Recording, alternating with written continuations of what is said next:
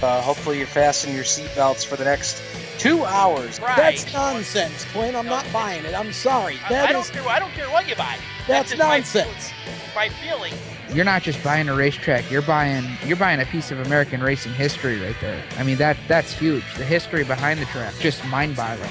You hear a lot of rumors in the rumor mill.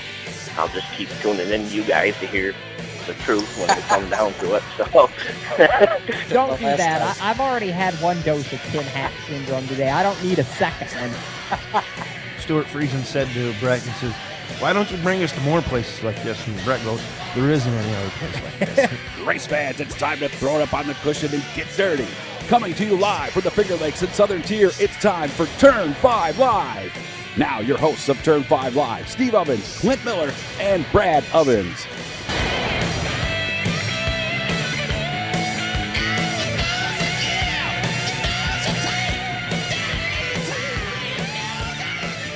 Oh, you know what time it is, race fans. Tuesday night, 7:30.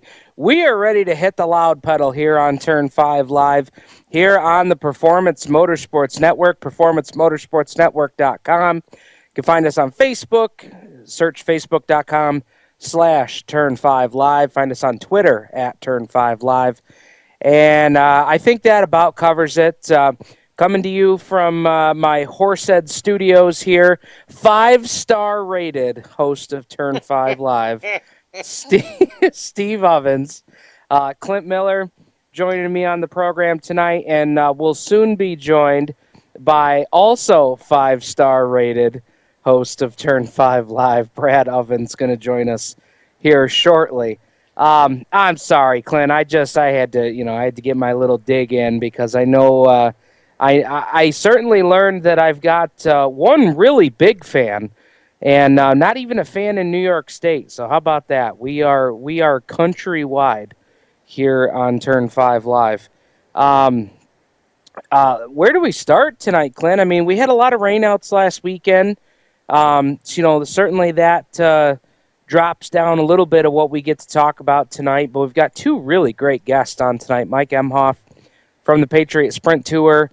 He'll be joining us at 8 o'clock tonight, and as well as Bryce Davis, Crate Late Model. I called him Crate Late Model Ace on Facebook this morning because he has just been tearing it up with that 94 car. Bryce Davis is going to join us on the program at 8:30 p.m. tonight. He'll be joining us from his home and race shop where they're getting ready to do battle at Outlaw Speedway coming up this weekend. So, but Clint, let's dive into a few things here.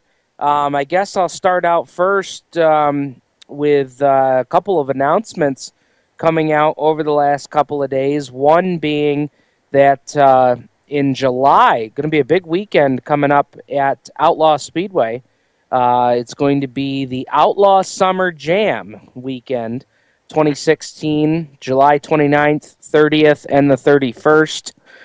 Regular night of racing on Friday night with a redraw format. Still be a full-point show. Redraw format for the modifieds, the sportsmen, the street stocks, and the four-cylinders.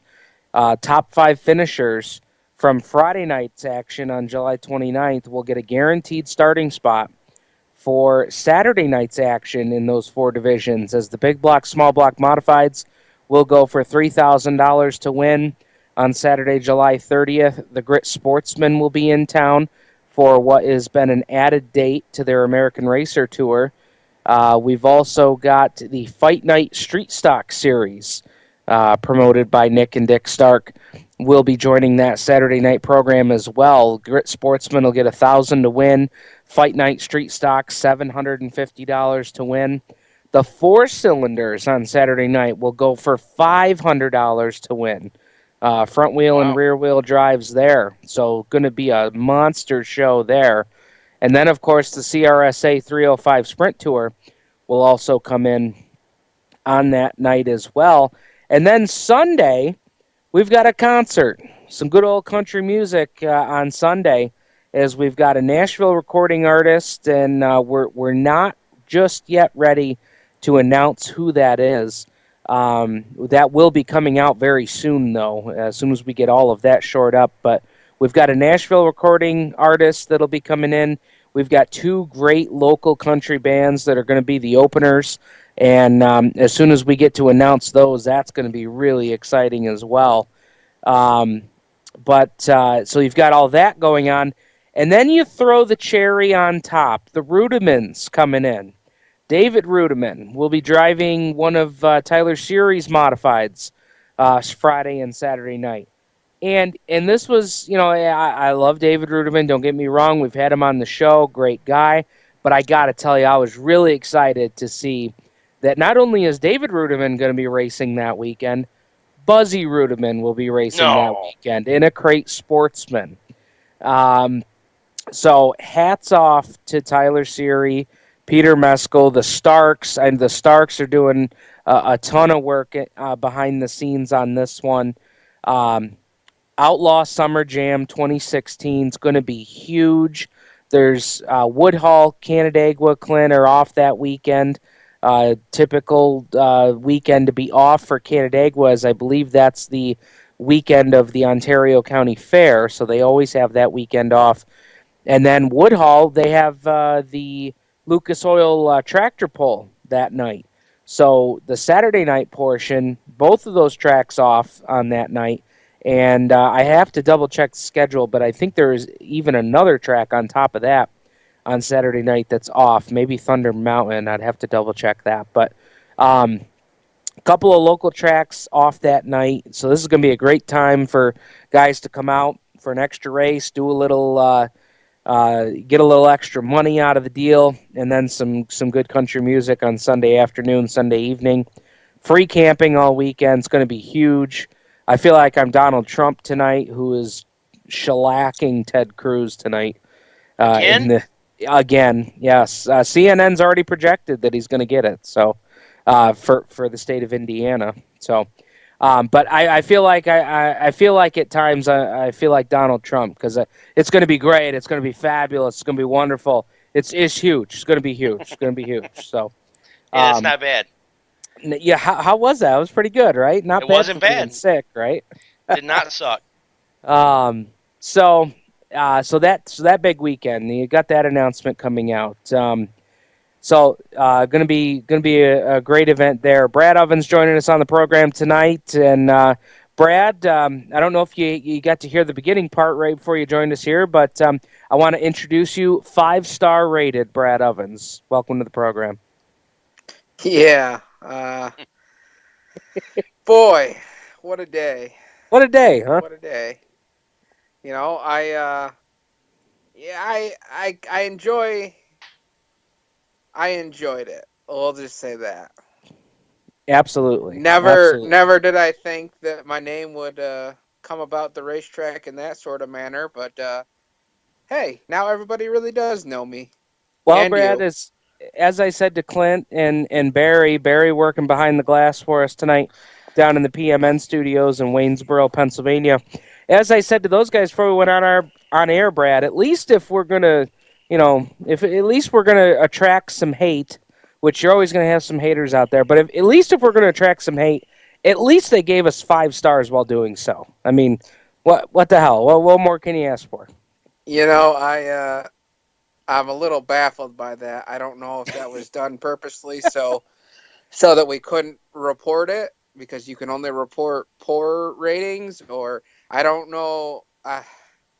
It blows my mind, because I don't like these guys. They blocked me. They did this, yada, yada, yada.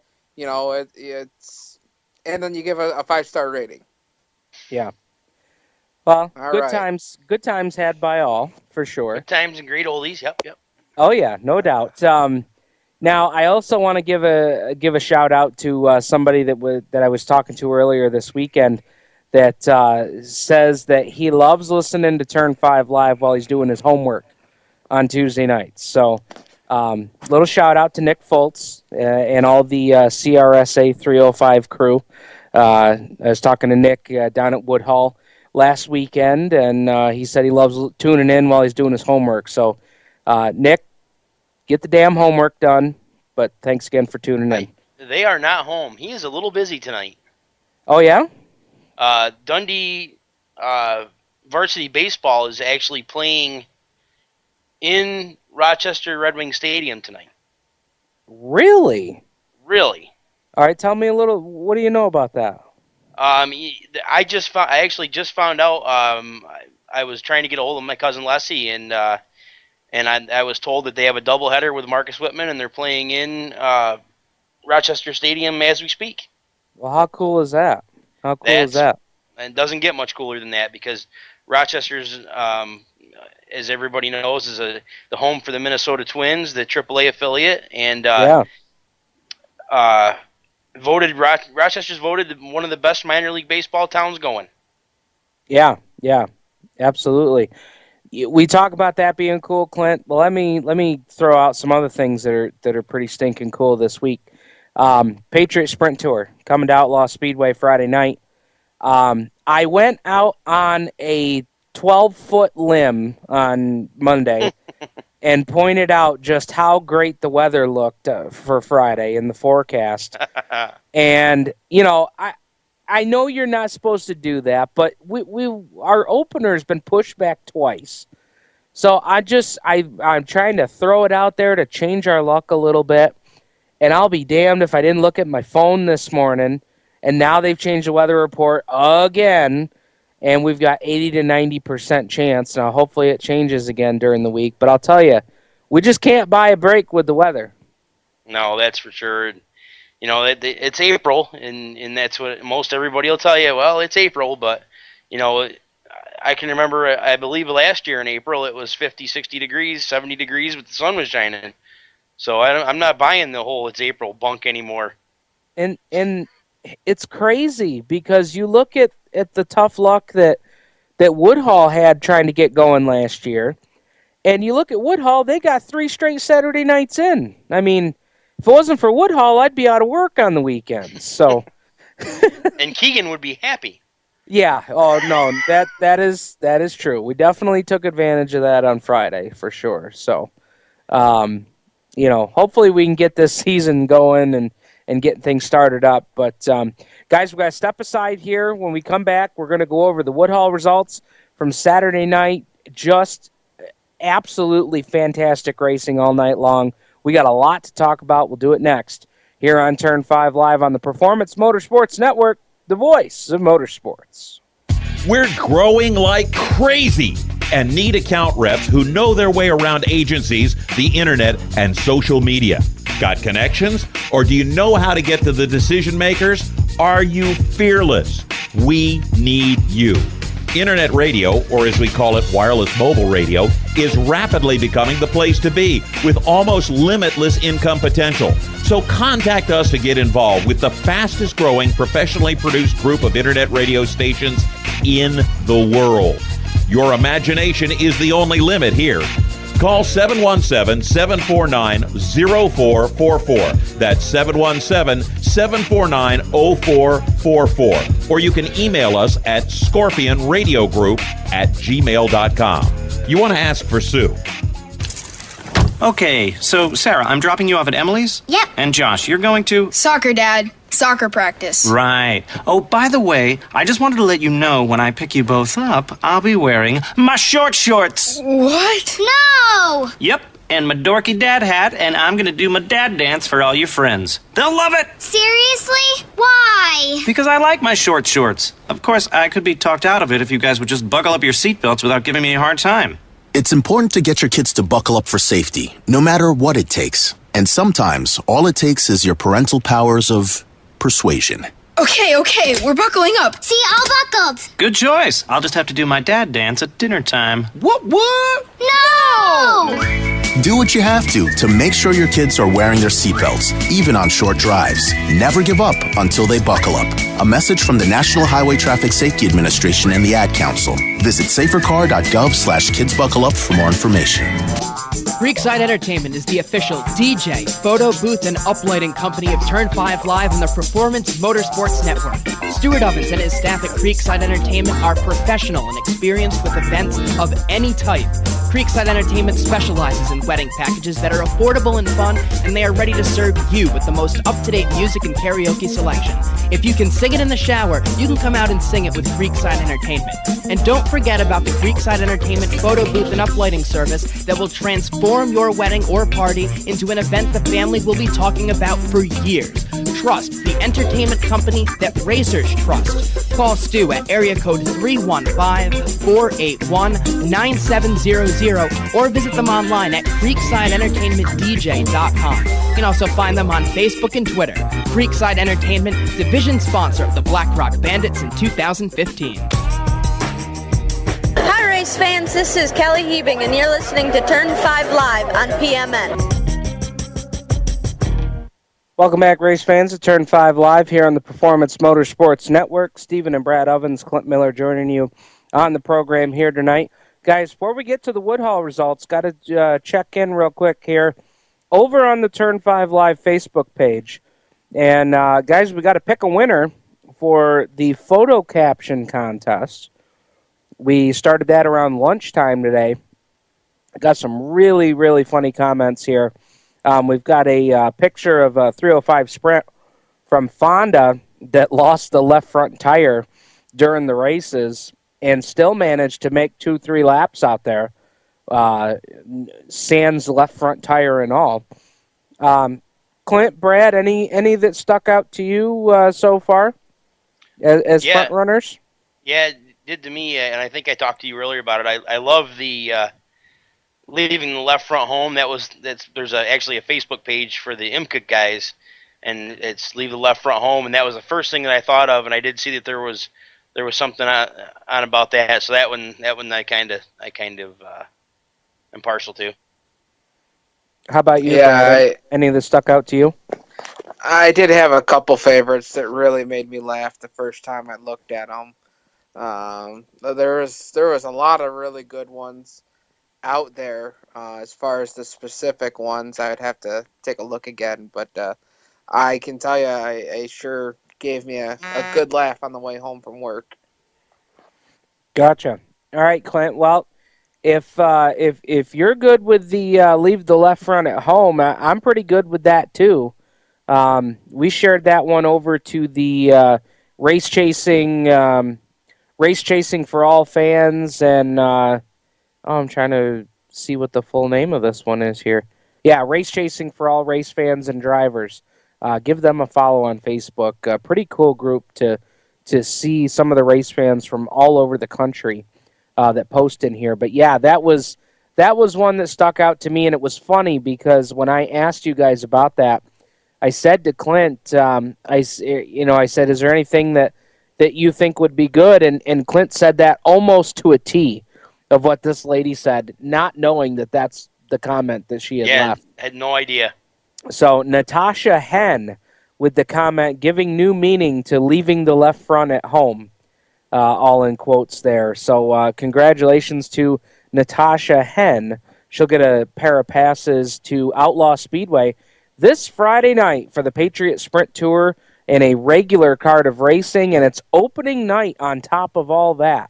So congratulations, Natasha. We'll be sending her a message, and she'll have tickets at the front gate Friday night for the Patriot Sprint Tour at Outlaw Speedway. So congratulations again. Guys, let's get on over to results from the Woodhull Raceway from Saturday night. What a night of racing. I've said it before, and I'll say it again. Saturday night, top to bottom, was just fantastic. Every feature was awesome. We'll start off with the Insinger Performance 370 Modifieds, and we've got Saturday night, the 370 mods, 17 cars in attendance, 25-lap feature. Grant Hilfiger makes the travel 3.5 to 4 hours one way to come up to Woodhull from Canadensis, Pennsylvania. He was driving the primary car for the team. Billy Van Pelt was driving he had the V78, which he told me was the backup car, and Billy joked with me at the beginning of the night and said, yep, Grant's driving the primary car. And he kind of laughed. He said, there's no excuses. If he's going to go out and drive the primary car, there's no excuses. Got to bring home a win. Well, guess what? Boss Man did just exactly that. Got the win over Boyd McTavish. Alan Rudalovich was third. Brady Foltz, a rare Woodhull start, was fourth. Dylan Groover ran in the top 5 all night long and finished in the 5th spot. 6 through 10 was Billy Van Pelt, Art Goodyear, Frank Dunning, Eric Fisher, Corey Costa. Now, one name that you don't see in the top 10, and I'm going to give him a shout-out here tonight because he deserves it, Kenny Peoples Jr. I'm telling you guys, Clint, you were there. You saw it. Fastest car on the track, and as good as Grant was, I don't hesitate saying that Kenny had the fastest car on the track. He chased Grant down after Grant got out to a comfortable lead, and was running the bottom to perfection, running the ditch like nobody else was at that point. Come down to 2 to go, and you could see it from the tower. Kenny arced the car, and honestly, Clint, he missed it by 2 inches, if that. If that. It was so close. Yeah. Kenny clips the Uke tire in the infield, and bends up some bars on the front end, spins out, draws the yellow, and ended what was a fantastic run for him the other night. You're absolutely right, Steve. And the importance of Kenny winning that race is a lot of people know and a lot of people don't know. It was Jake Davis would have been celebrating his 18th birthday. And for those who don't know, that's Kenny People Jr.'s cousin who was tragically killed a few years back. So he was trying to trying to win it for him and on his birthday, and he was real emotional. I stopped the tow truck when he came in the pits, and I said, I'm heartbroken for you. We were all pulling for you, and he goes, doggone it. He said, I was just trying too dang hard. He said, and yeah, as only Kenny can do with the smile on his face, that he got from his dad, and it just, it was really cool and heartbreaking all at the same time. I wrote that in the PR, Clint, just how heartbreaking it was. And actually hearing you say it now just kind of gave me goosebumps a little bit. Can you imagine Victory Lane if he had been able to pull that off on Saturday night? That would have been wild. Well, if you remember, it was either last year or 2 years ago, he beat Billy Van Pelt in the final of the Battle of the Bull Ring. And that was also happened to fall on Jake Davis's birthday, and that was real emotional. And actually, not funny that you mentioned it. I had heard Kenny talking to some guys before the races started, and he said checkers or wreckers tonight. And I don't think he meant it literally, but it's the way it turned out. And he was the first one to greet Grant Hilfinger when he came off the scales. Yes, he was. Yep. We walked down there, and that was really cool. And I don't want to take anything away from how fast Grant was the other night. No, not doing that at all. That car was superb, but Kenny it was going to be a fantastic finish, no doubt about it.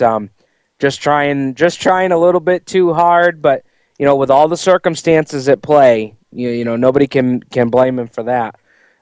Just a great run there. And another guy, I'll tell you, Boyd McTavish, he's going to be tough this year. He passed a lot of cars Saturday night. Yes, he did. Walked away in his heat race and looked good. I mean, I'm not saying that I didn't expect him to do well, but, you've got a driver with a new team, full-time effort here at Woodhull, and, boy, what a run for those guys to get things kicked off. So, good run there for Boyd in second. Fisher led the first lap, and then Hilfiger led it from 2 to 25. McTavish, Van Pelt, Hilfiger all took heat race wins. Then in the Napa Crate Sportsman, 27 cars on hand, 25 laps the distance, and Chris Doherty does it again, 2 in a row for Doherty out of Elmira. Not quite as dramatic as the week before. Took the lead on lap 10 from Jake Ginn, who had a great run for second place. and Doherty gets his second win of the season in the first 2-point races here, too. So Josh Sawyer was third, David Mayo fourth, Mike Jackson, another solid top 5 run in the 19J. Jerry Aldrich, Zach Carey, Mark Benson, Brandon Butler, Colin Brown, your top 10 drivers. Lap leaders, Ginn, 1-9. Doherty took the lead on lap 10 and never looked back. Heat race winners, all 4 of them getting a $25 gift certificate to the Napa Auto Parts store in Addison. Josh Sawyer, Chris Doherty, Mike Williams, second week in a row with a heat race win for that one car. Had some bad luck in the feature and finished outside the top 10, but got a heat race win. And A.J. Costley also had some bad luck in the feature. He won heat race number 4. We've got to go to the SWL Awards 360 late models. 9 cars in attendance on Saturday night, 20 laps the distance, and it was Bruce Miller doing what he does on a fast, heavy, tacky track, running the outside, running the cushion to perfection. Jason McGregor was on him for the last half of that race. McGregor, his right front tire, Clint, was right on Miller's left rear quarter panel. I mean, he was right there every lap, just waiting for Miller to make a mistake, and Miller never did. He would get the win. McGregor would get penalized 2 spots for jumping the last restart, and being that they didn't have a yellow after he had jumped that restart. Oh, that's too bad. He dropped 2 spots after the checkered flag. So Steve LeBaron gets second place for the second week in a row. Kurt Stebbins third. McGregor falls back to 4th, and Rick Laux rounded out the top 5 there in that division. Lap leaders, Miller led it from the drop of the green rag. Never looked back from that. Miller and Glenn Reitner, who had problems in the feature, were your 2 heat race winners. So there's the late model news. We've got the street stocks, the mini stocks, the front wheel drives, and boy, do we have a lot to talk about with the mini stocks. So I'm gonna stop here. We're going to head off to a break. When we come back, we're going to talk to Mike Emhof from the Patriot Sprint Tour. Later on in the program, we'll get into all those divisions and the brewing rivalry in the Doherty Auto Sales mini stocks. And boy, did it all come to a head on Saturday night. So we'll talk about that in a little bit. But coming up next, we got Mike Emhof right here on Turn 5 Live on the Performance Motorsports Network, the voice of motorsports.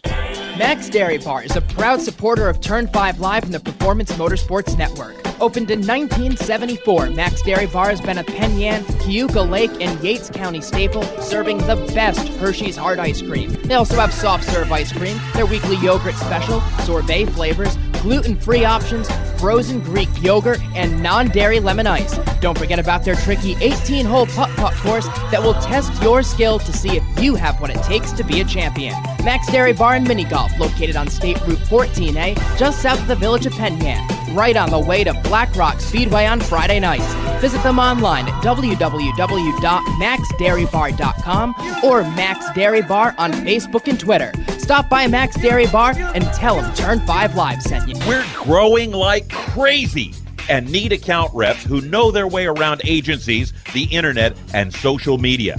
Got connections? Or do you know how to get to the decision makers? Are you fearless? We need you. Internet radio, or as we call it, wireless mobile radio, is rapidly becoming the place to be with almost limitless income potential. So contact us to get involved with the fastest growing professionally produced group of internet radio stations in the world. Your imagination is the only limit here.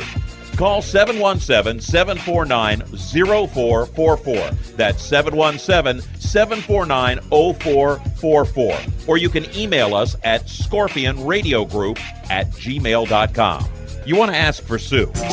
Creekside Entertainment is the official DJ, photo booth, and uplighting company of Turn 5 Live and the Performance Motorsports Network.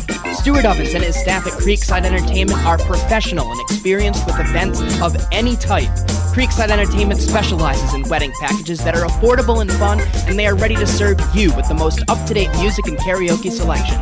If you can sing it in the shower, you can come out and sing it with Creekside Entertainment.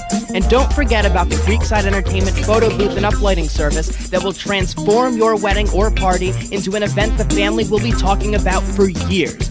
Trust the entertainment company that racers trust. Call Stu at area code 315-481-9700 or visit them online at creeksideentertainmentdj.com. You can also find them on Facebook and Twitter. Creekside Entertainment, division sponsor of the Black Rock Bandits in 2015. Hi, race fans. This is Nick Cooper, and you're listening to Turn 5 Live on PMN. Welcome back, race fans, to Turn 5 Live here on the Performance Motorsports Network. Nick Cooper bringing us back from commercial break, and Nick's headed out to pick up his 360 sprint car that was out at the graphics shop tonight, and I know that he's looking forward to this Friday at Outlaw Speedway with the Patriot Sprint Tour, and a guy that I'm also sure is looking forward to that, Mike Emhof, owner and series director for the Patriot Sprint Tour, joining us on Turn 5 Live. Mike, appreciate the time tonight. Really appreciate you having me on, Steve. Absolutely.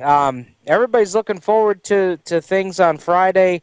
You know, hopefully the weatherman will straighten their act up here on Friday nights, but you guys have already got the season kicked off, and I believe you guys have gotten Merrittville in so far? We have. We kicked off the Patriot Sprint Tour Canada Series on the 23rd of April at Merrittville. Had a great showing and support. Fans were excited to see 30 sprint cars in the pit area that night, put on a great show. 3 solid heats, nice B main, and a green and checkered 25-lap A main with Jason Barney coming home first. The series reigning champion, the Juice, Zimbardi in second, and Mitch Brown rounded out the podium finish. Well, that was I read on that. Sounded like they had just a great show at Merrittville, and then Mother Nature wreaked havoc this weekend. And that was kind of a bummer because, you guys hadn't been to 5 Mile since, I believe, 2005 or 2006. And I was personally looking forward to seeing the Patriots at 5 Mile this weekend. Well, I very much was. Of course, our tour sponsor and supporter for the last 13 years, the A. Verdi family of companies, Joe and Patty Verdi, we're sponsoring that event that evening for Andrew Harpel and Patriot Sprint Tour. So pretty disappointing. Mother Nature shined down with the liquid sunshine instead of that big bright thing in the sky. But it's starting to brighten up for this weekend a little bit. Southern Tier looks maybe a tad iffy, but tad iffy is all we really need to get a show in. I know Tyler Seary is hopping to go. He can't seem to get a show in either. So I think we're going to kick off the American Tour for the Patriot Sprints this weekend. And some guys that that are always tough there, and they were great the last time they were there. You talk about guys like Jared Zimbardi, Brian Howland. We've seen Kyle Drum. We've seen Jason Barney there on occasion. I mean, there's just there's a lot of stout competition. That's not to mention, a veteran guy like George Suprick that used to own the place. I mean, it's such a dynamic field that you guys bring in when the Patriots come to town. Oh, there's no doubt about that. If you think back to the last show, of course, Jared Zimbardi has scored the last 2 victories there for the Patriots at the former Black Rock Speedway. So the Outlaw Speedway cleaned up and put a new name on it, but I'm sure that the Juice will know how to get around it. Of course, Brian Howland is always a tough competitor there. Not sure we're going to see the Cobra yet. He's always strong there, but going back to that show, I mean, it was 3 wide for the lead for lap after lap after lap with with Zimbardi, Howland, and Jason Barney. And there sat my American Tour champ, Sammy Reeks, right behind that, just looking for a place to pounce. And Doc Collins just loves the place, thought he had his first win in the bag there, and took a white flag and found himself getting turned over on the backstretch back last year. So, you know, these guys are strong, and Drum, like you said, he's been strong there. Of course, his brother-in-law, Jared Zimbardi, put a spoiling on his parade there and passed him coming out of 4 and with a few laps to go. But, all the Patriots and we share guys, some of the guys that are pretty much ESS runners there. You may even see a surprise visit from somebody who's a pretty stout competitor coming out of Quebec. I got a text, and I'll let you think about that one for a little bit. But 2-race weekend for American Series, and he says the weather looks somewhat good. Look for a very stout competitor to come play with the American Tour and the Patriot Sprints. Wow, that would be awesome. The thing that I've always found with the sprint cars, rather the 360s, you name it. I mean, Outlaw has been such a great sprint car track, and Mike, you and I talk about this a lot when we get to see each other, at the car shows and whatnot. But as far as a momentum track and just a nice configuration for the sprint cars, I think that's lent itself to having such great racing, like we saw last year with those guys running 3 wide. I mean, you've got the space to do it there. Yeah, the guys, it is a place. I mean, if we get a little bit of moisture in that thing, and even if it builds some cushion up on top, it gives them something to lean on. Some of these guys are, bottom feeders and find all that moisture right on the bottom. And I'm telling you, we've seen them run right through the middle besides. So the past couple of years has really been good. You go back in history for a long time back in the Bully Hill days and things like that. And we ran the ASCS National Tour race there my first year with ASCS. And, we had Wayne Johnson there and Travis Rylet putting on quite a show there. And, you can go back in the names, and I know you mentioned Suprick, and Ricky Wilson has run well there, and Cobra's got a lot of wins there. These guys can get up on the wheel and let these things really show what they can do on a racetrack. And 410's configuration makes some real good racing, tight racing, side by side. You're always in traffic at Outlaw, and I think that's just what you'll see here again. We were mentioning this on Saturday night down at Woodhull. Of course, you've got the Outlaw Swing this weekend. The following weekend, Saturday night, puts you guys down on the high banks at Woodhull. I always enjoy seeing the sprint cars there because you think of sprint cars and you think of wide open, big sweeping tracks that, they can keep their momentum up. They don't got a lift going through the corners. And then we go down to Woodhull, and I just think this is a stage for these guys to put all of their talents behind the wheel and on the gas pedal, all on center stage. What is the driver's reaction for racing at Woodhull? Because it's a totally different place. Oh, it is. It's unique. I mean, the uniqueness with Woodhull and the high banks and just the track surface.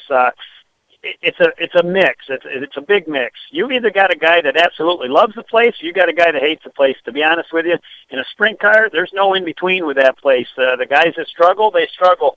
The guys that hate it, they hate it. And the guys that love it, well, you know where they are. They're rim riding and they're up on the top and they're in that victory lane. So it's pretty awesome. And some guys have really put forth some effort to figure the place out. And we've just had. 3 wide racing there also. We got wheelies coming off from turn 4 going past the flag stand. I know the owner down there, Teddy White, just gets all juiced up every time the sprint cars are coming in town, and he gives us quite a track, puts the moisture right to it. These guys get to lean on that thing with a big right rear. It's a wild time. So the fans support us tremendously there at Woodhull. It's always a great time, and we like coming there. But, in between that, we're going to go to one of these fast, flat, slick racetracks and watch these guys shine from top to bottom on a racetrack as well, too. after Outlaw, we're going to sneak right up the road to Canandaigua Motorsports Park on this Saturday. So we'll run there. And then we go to the smallest track we run, like you said, on the high banks of Woodhull. And, so we get some real opportunities there. And we'll kind of regroup, and my CRSA group will run the following weekend down in Pencan. But, then we'll head on up to, what do we got? We got Ransomville and Fulton on the following weekend. So there's not going to be a whole lot of rest for any of these guys. And we're just hoping Mother Nature shines on us brightly, and we get a good opportunity to show all the fans just what the Patriot Sprints can do. Well, they can put on a hell of a show. I'll attest to that. PatriotSprintTour.com is where you can get all of the news, the schedule, point standings, photos, and I got to tell you, I'd be lying if I didn't say I was looking forward to seeing Curtis Burlew back in the infield at Dundee this weekend. He does a hell of a job. Yes, he does. We got a great staff. Curtis behind the lens, he's already shown us what he can do behind the lens. He's got some great shots up already. Traveled north with us up on the Patriot Canada Tour. And, I got a great staff that keeps things running for me. I'm traveling all the time. I'm doing that right now. I'm surprised I've kept cell service this long. But trying to head home, get the headquarters, get this thing ready to go for the weekend. And we'll be, piecing everything together and seeing all the fans and drivers, teams, and everybody alike. Well, Mike, appreciate the time. Looking forward to seeing you this weekend. And, again, PatriotSprintTour.com for all the info. Appreciate the time again. Thanks, Steve. Really appreciate it. Appreciate you having me on. And, you guys do a wonderful job there. And, everybody can, follow along on our Twitter. It's, at Patriot Sprints, and same thing, our Facebook, it's the Patriot Sprints. So hopefully we can get out there to everybody. They can see us there. If not in person, you can catch all the news and notes, and you guys do a great job for us, too, putting that information out. Really appreciate you having me on. Absolutely. Mike Emhof from the Patriot Sprint Tour joining us on the hotline here, giving us a little preview of some of the upcoming races the Patriots have going. And, Clint, we've got them coming in on Friday. We just talked about that battle last August between Barney and Drum and Zimbardi, and Reeks was right there too. I mean, boy, what a show these guys put on. Oh, they did, and if I remember right, I think that there was some rain and the show was a little delayed, but there was a nice cushion on top. Was that the show? Yeah. Oh man, that track was awesome. It was smooth, fast. Yeah. Oh yeah. Yep, absolutely. So, looking forward to that this weekend. Canandaigua was Saturday, and then Woodhull the following weekend. Looking forward to seeing them there. So we'll step aside here, guys. When we come back, we're going to get back to the rest of the results from Woodhull, and we've got to dive into the pot that boiled over on Saturday night down on the high banks. We'll do that next here on Turn 5 Live on the Performance Motorsports Network, the voice of motorsports. Parents, your son or daughter has had their license for a while now, but you want to make sure they're prepared for any situation they may face on the road. High school driver's ed doesn't teach them to drive defensively. They need to be prepared for any highway emergency. For less than a month's insurance, and a whole lot less, BSR instructors at Summit Point Motorsports Park in nearby Summit Point, West Virginia, will teach your son or daughter how to respond instantly and positively to unexpected situations on the road. BSR's specialized accident avoidance training teaches swerve to avoid maneuvers at highway speed, ocular driving, which focuses driving attention on ways to avoid accidents, vehicle dynamics and feedback, skid control and skid recovery, threshold braking on straights and progressive braking on curves, and off-road recovery techniques. This is stuff driver's ed simply doesn't teach. So call BSR today, 304-725-8444. Give your kid the skill set needed to drive safely and responsibly on the highway. That's 304-725-8444. So when you get to the corner of Smith and Orchard, you're going to want to take a left. You are not going to then believe what you're this. going to do is turn Marcy onto Marcy and Brad Avenue just broke up, and go past and apparently the first 3 she's lights, happy and about then it. take the next left. I don't really think she's happy, but you should be who am there. I to judge, right? Park anyway, on the right. That's I'll what see I you heard later last tonight. night. It's hard to concentrate on two things at once, like texting and driving. Stop the text, stop the wrecks. How will you stop texting and driving? Tell us at stoptextstopwrecks.org. Brought to you by the National Highway Traffic Safety Administration and the Ad Council. Creekside Entertainment is the official DJ, photo booth, and uplighting company of Turn 5 Live on the Performance Motorsports Network. Stuart Ovens and his staff at Creekside Entertainment are professional and experienced with events of any type. Creekside Entertainment specializes in wedding packages that are affordable and fun, and they are ready to serve you with the most up-to-date music and karaoke selection. If you can sing it in the shower, you can come out and sing it with Creekside Entertainment. And don't forget about the Creekside Entertainment photo booth and uplighting service that will transform your wedding or party into an event the family will be talking about for years.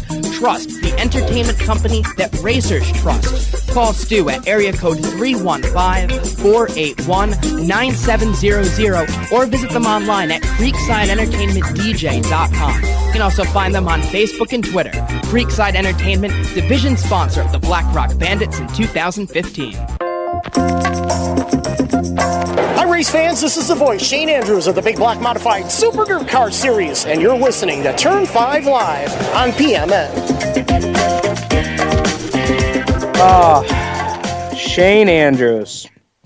I can't believe I forgot about this on the beginning of the show, but I just read today, guys, that Shane Andrews is stepping aside from the Super Dirt Car Series as the series announcer. And I just read it this morning. Joanne Davies had the scoop in Area Auto this week.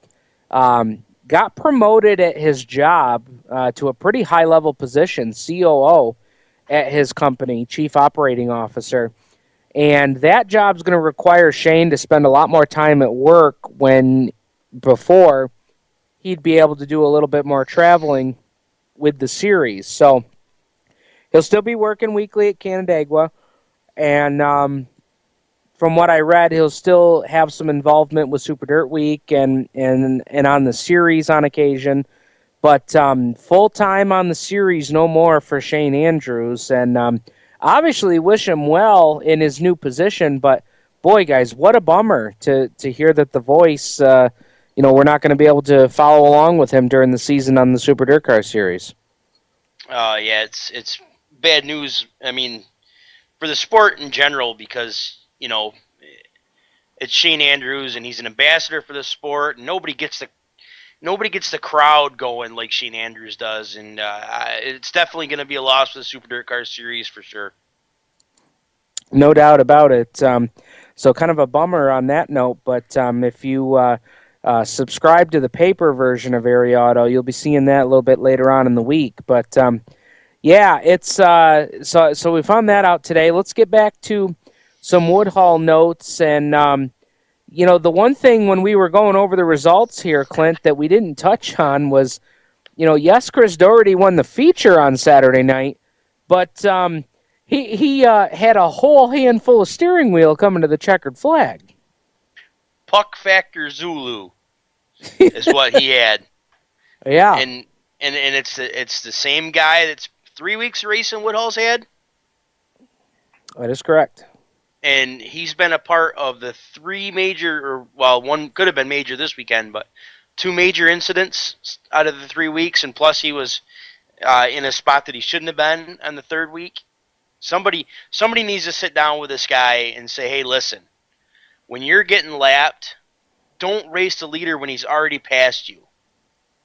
Yeah. You're not going to pass him back. He's the leader. He just lapped you. You're not going to get your lap back. That could have been a really bad deal on Saturday night. And just to set the stage, if you weren't at Woodhull Saturday, the leader gets by this lap car going into turn 3, makes the pass, completes the pass. We're coming to the checkered flag. This is just about all done. And this car just drives into the back end of Chris Doherty's car. I don't know if the brakes went. I mean, I'm trying to think of every possible scenario, but boy, just stop. Outside of the brakes going, that looked really bad. It did not look good. No, it was terrible, and I don't know how.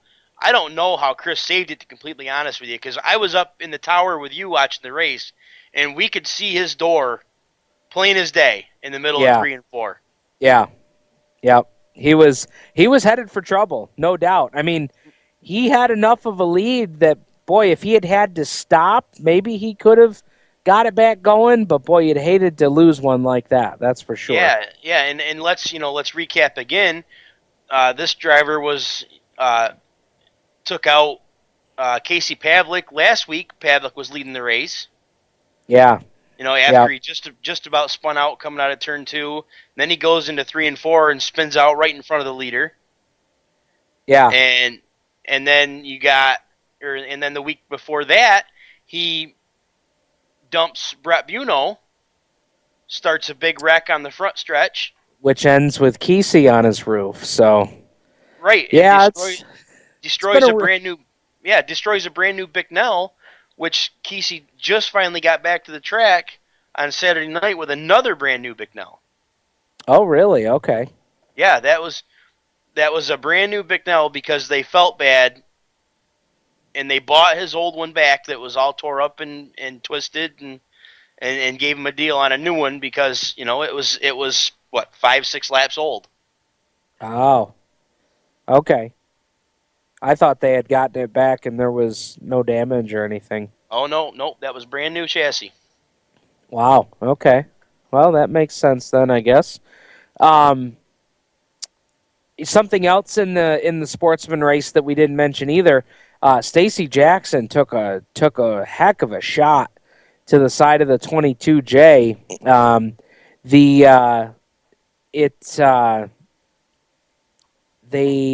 They come into turn 1, and a couple of cars spin, and it's that typical scenario where, the last guy coming through is the one that makes the heavy contact.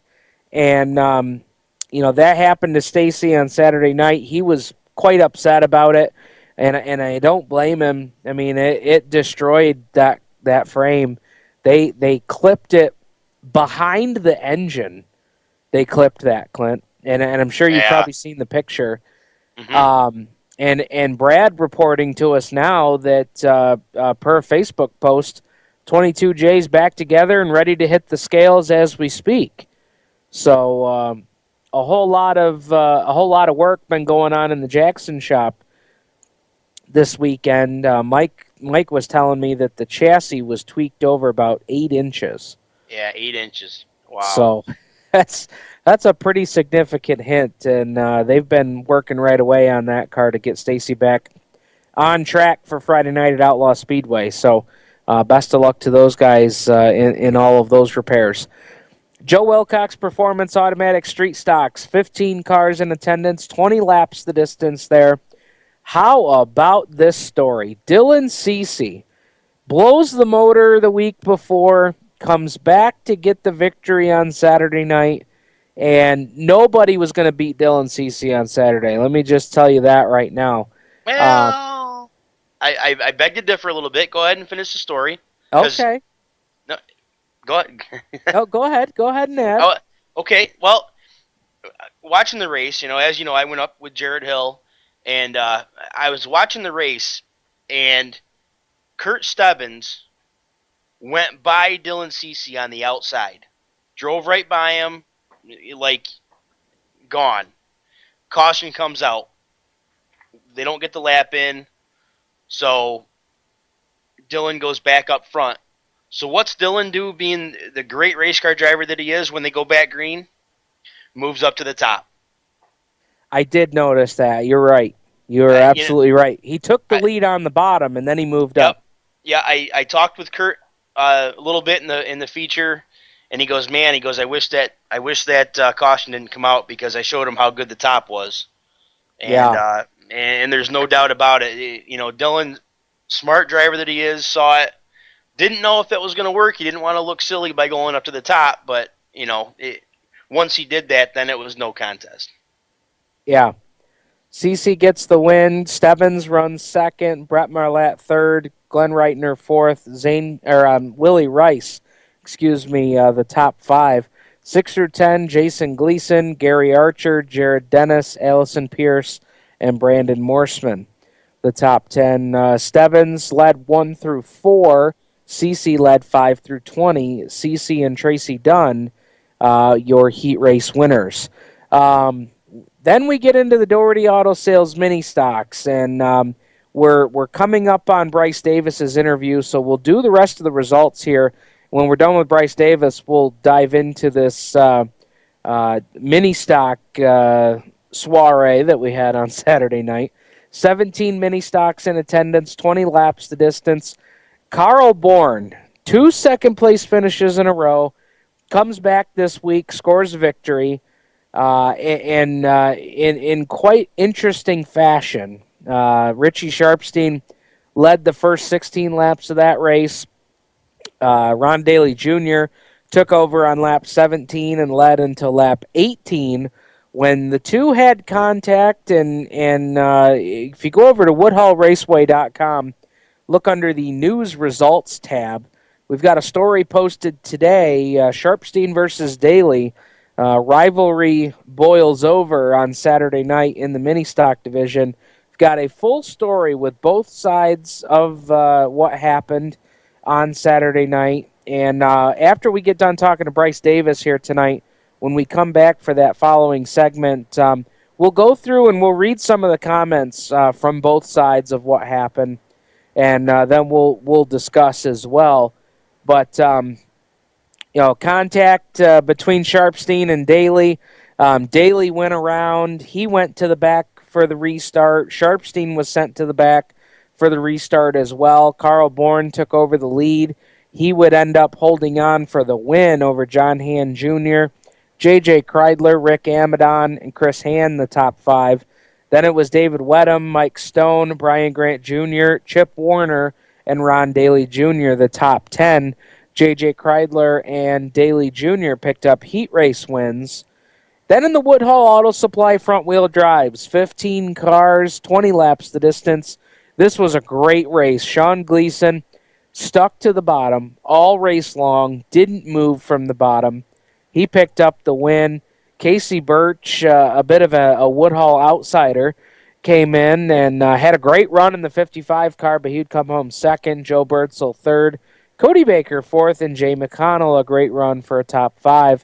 Then it was Matt Prescott, Nick Brown, Lindsey Carlson, Dave Richmond, Nate Freeland, the top 10. Birch led laps 1 to 3. Gleason led lap 4.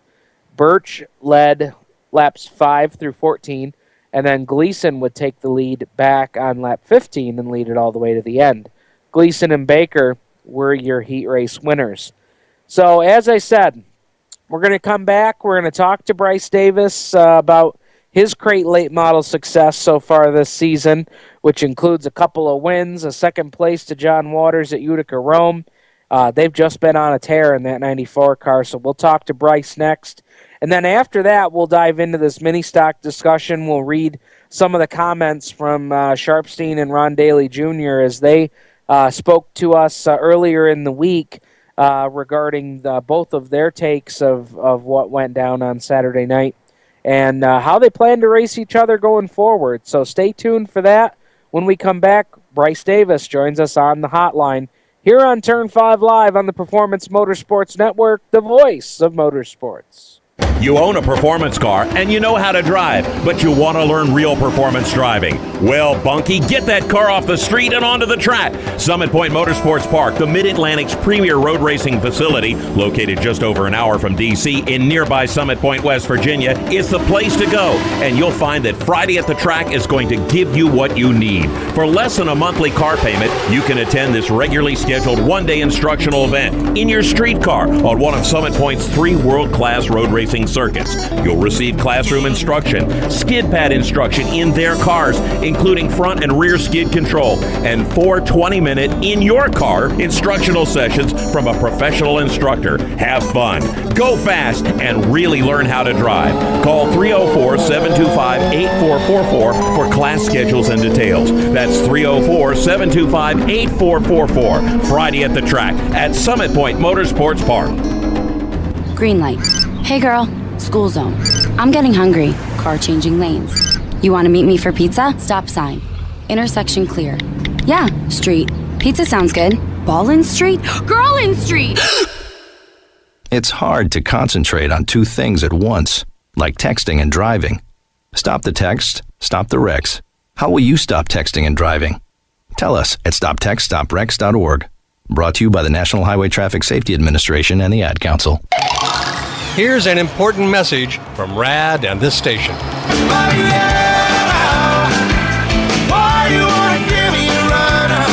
Hi, this is Bob Sheehan from Blues Traveler for RAD, recording artists against drunk driving. I like to party just as much as the next guy, maybe even more. But the one thing I won't do after I've had a few is get in the car and drive. Don't blow it. Always choose a designated driver. Remember, music lives, and so should you. Motorsports sales professionals. Performance Motorsports is looking to build a team of experienced media sales professionals to represent our programming to the industry's top companies, magazines, and racing series. If you have motorsports sales or marketing experience, know how to work with agencies, understand social media, and are incredibly creative when it comes to working with clients and promotions, then we want to hear from you. Top performers are richly rewarded. Your imagination is the only limit here. Call 717-749-0444. That's 717-749-0444, or email us at scorpionradiogroup@gmail.com. You want to ask for Sue. Hi, race fans. This is Brett Deo, and you're listening to Turn 5 Live on PMN. Brett Deo bringing us back from commercial break here on Turn 5 Live. Here on the Performance Motorsports Network, Stephen and Brad Ovens, Clint Miller joining you on the program tonight. We're going off to the RaceChaserOnline.com hotline, your motorsports, your way, to bring in Bryce Davis, driver of the Crate Late Model number 94, and a young driver that's been on a tear here to start the early season. Bryce joins us from his shop and home. Bryce, thanks for being on the program. Tell us about some of this early season success. You guys have really hit on something, and not just at one place. I mean, you guys have been pretty successful at several different tracks of different configuration. We have. We got this new GRT by Close Racing Supply going fairly well. We've tried a few different things with it, and doing a little early season testing for bigger races coming on later. Now, you mentioned the GRT. Is that a new chassis manufacturer, or they've been around a little bit? No, they've been around for quite a while. We've been running them ever since we got into the Crate Late models, and we've had fairly good success with them so far. You, as I recall, first win of the season was Canandaigua? Yeah. First win, I believe, was April 15th at Canandaigua. And then we just picked up our second win this Saturday at Fulton. Tell us about the win at Canandaigua. Had you ever turned laps at Canandaigua prior to that?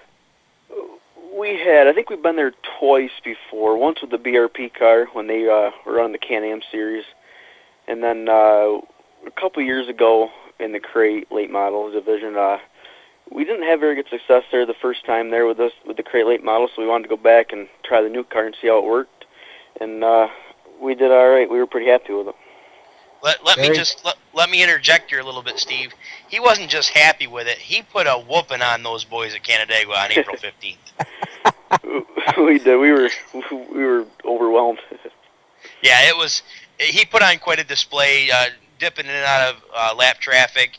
I believe he won by half a track. Oh wow! Green to checkered, great racing. That's great. That's good stuff right there.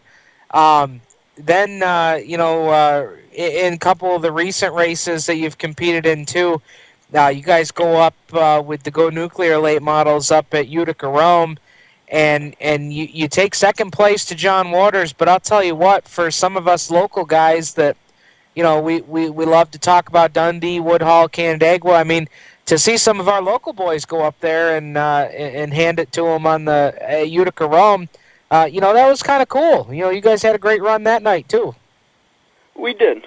We were happy that night. I think we missed the setup a tick. John was a little bit fast than us in the feature. We come home with some decent notes, hoping next time we go up there, maybe we can pick up a win. Now, on that night at Utica Rome, I wanted to ask this because I always find this interesting to ask drivers, about how a track changes. Does Utica Rome, did that track change while you guys were out there racing? I mean, I think of, the bigger tire, a little bit bigger tire with the late models and stuff. Does the track change over the course of your guys' feature that night? It does. It starts out with somewhat a little bit of a bite, and as you get about halfway through the feature, that track glazes right over, and you can't get a hold of anything. Was top or bottom king that night? The only place I could go was the top side. There was a little bit of a cushion up there I could bounce off of. We had nothing on the bottom. That's where John got us, pretty good. So I think next time we need to figure out a little something to get around the bottom in case we have to run down there. And then this past weekend, you guys pick up a race at Fulton where you take the win as well. Tell us a little bit about that race, how it went for you and how you guys were able to get it done. Well, we actually showed up late. We missed the draw. Had to start tail end of our heat race. Car wasn't real good in the heat. We made a few adjustments for the feature, and the car was phenomenal. I don't think I could have asked for a better car that night. And was the track, because from what I read, it sounded like maybe you guys had similar conditions to what you guys saw at Utica Rome the weekend before. We did. After the ESS and the big blocks ran Friday night, and then they had 40-some big blocks there on Saturday, that track was pretty well beat by the time our feature came around. So was any of the notes from Utica, were any of those helpful at Fulton, or is it not much that you can carry over between those two? No, actually they were. We pretty much used the exact same setup with one small tweak. They were very similar. Clint, the thing that I think is interesting with the late models is there's so many different things that you can adjust on these cars that, when Bryce says that they were just a tick off here or they used the setup with just a minor tweak, I mean, we're not talking about wholesale type changes here. That's the thing that just strikes me with the late models. Yeah, but there's so many adjustments that you can make. One little adjustment goes a long way, right, Bryce? It does. I think one adjustment, would have made the difference between finishing first or second that night. And I think the one adjustment that we missed at Utica, we did at Fulton, and that's what made that much of a difference in the feature for that night too. That's just incredible how that all comes together. You guys have hopefully we're going to open things up at Outlaw Speedway on Friday night. Is that an event you guys are looking to head out to?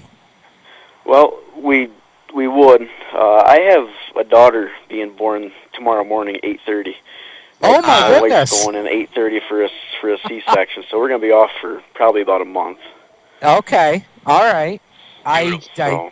That's awesome, man. Congratulations on that. Hey, what is it with these star late model guys we have? Tim McCready put us off because of having a kid being born. Now he's having one tomorrow. Don't come around turn 5 if you don't want to have kids. That's right. I don't know, Bryce. There might be something in that Sunoco 110. I don't know. It must be. Well, man, I'm thrilled with you guys. How the the good runs you guys have had. The last couple of weeks to get the season started off, and again, congratulations tomorrow. That's an exciting time for sure, and we definitely look forward to seeing you guys out at the track once everybody gets settled at home. And before we go tonight, I obviously want to give you a chance to talk about some of the sponsors and folks that are helping you guys out. Well, I got to thank my family, my wife and my daughter for letting me do this.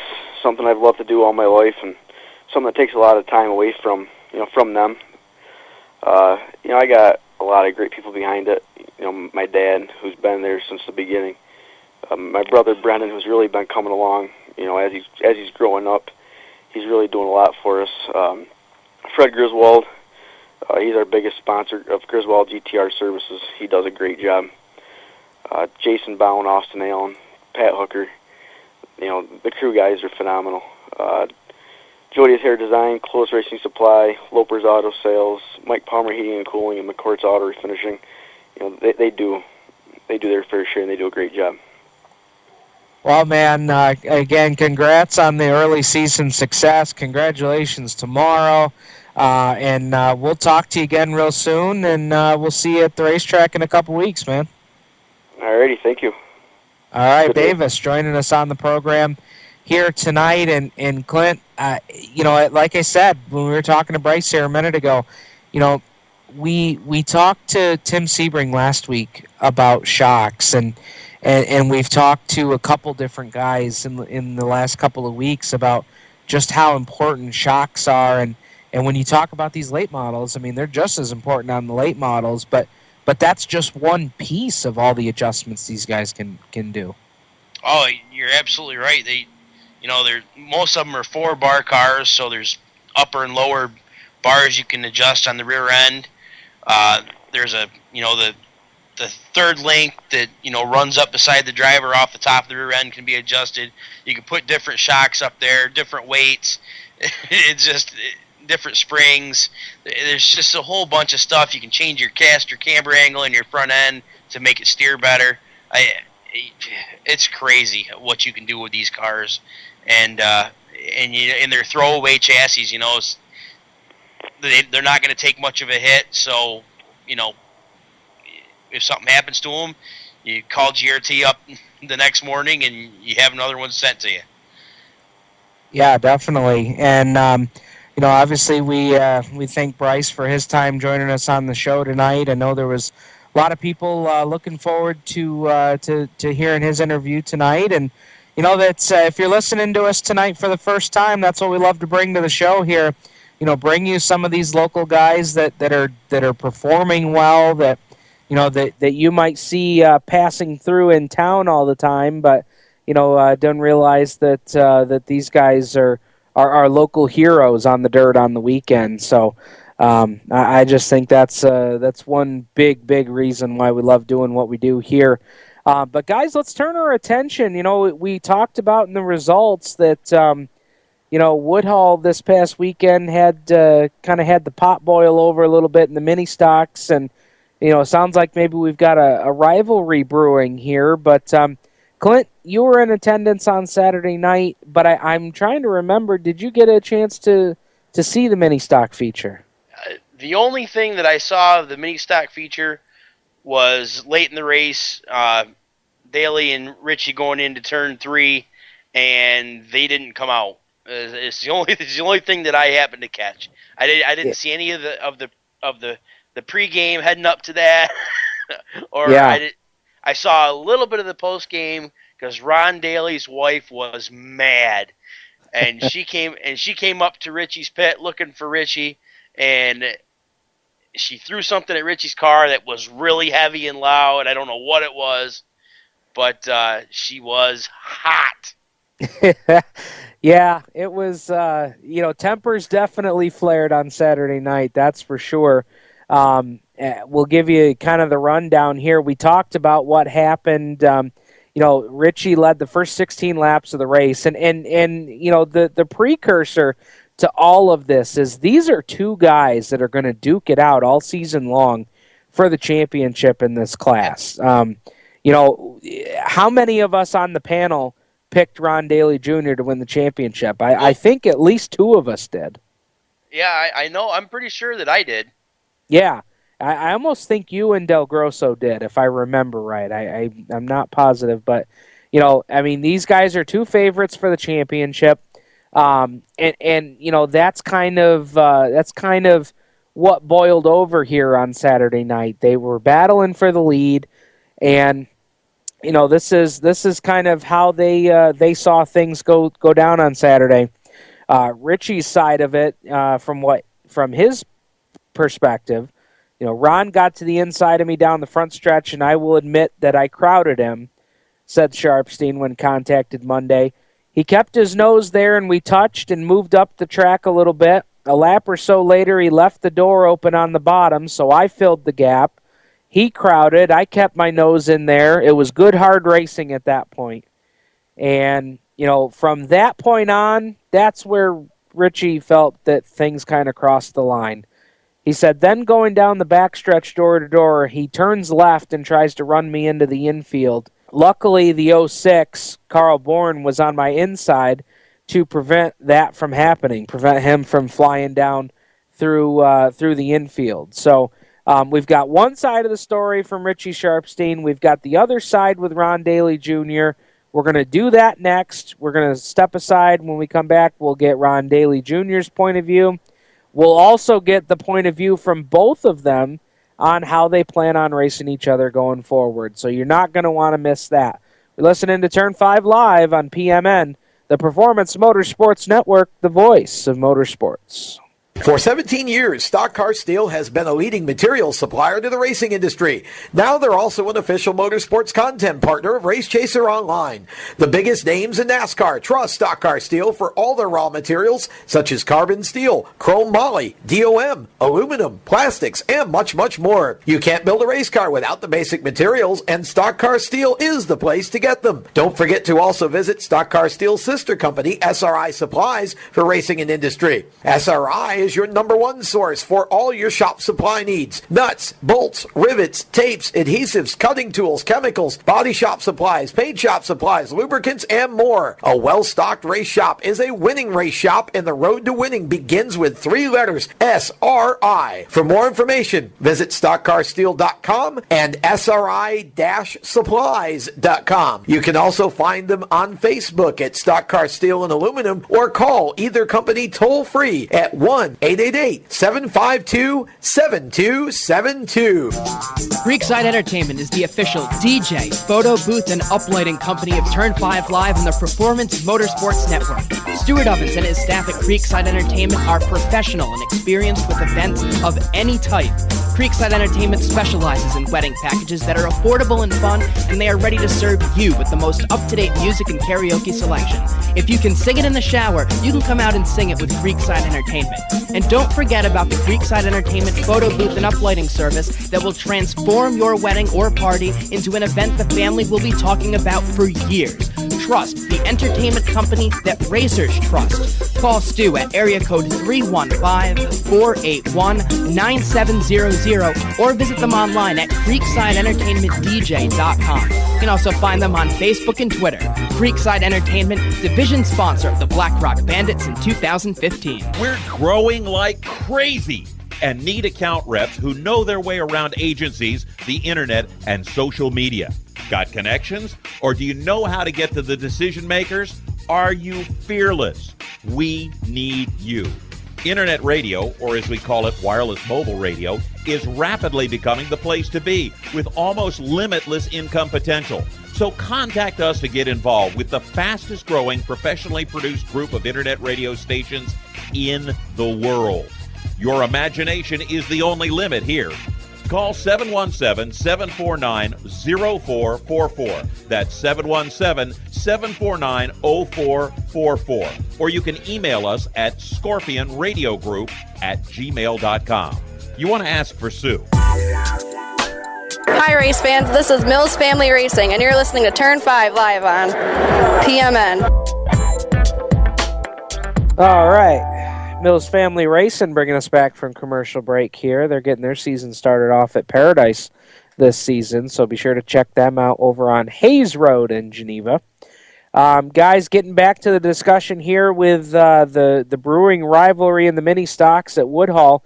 Rich Sharpstein, Ron Daly Jr., we just got Richie's side of the situation, and now we'll turn over to Ron Daly Jr.'s comments on how he saw things going. Based on what Richie said, he felt like, Ronnie kind of, crowded him more than he needed to, and then Richie was kind of took offense to what he felt like Ron just kind of hung a left in the middle of the backstretch and tried to drive him down into the infield. Now, here was Ron's comments in return of all that. Ron Daly Jr. says, as far as I'm concerned, there is no rivalry, said Daly. I never made contact with the ex when or before I passed him for the lead. After I passed him, he plowed me in turn 1, so I returned the favor down the backstretch. Then he just flat took me out. The contact in question angered Sharpstein and led him to take matters into his own hands, as he stated on social media after the races. The contact apparently broke the ability for my car to turn or slow down when we got to turn 3. And, of course, Clint, I'm sure he said that with a chuckle after the races on Saturday night. So, when contacted on Monday, I asked Richie to expand upon what he had written on social media. He said, when we got to turns 3 and 4, I wanted to give him a shot, not necessarily spin him out, but lay the chrome horn to him.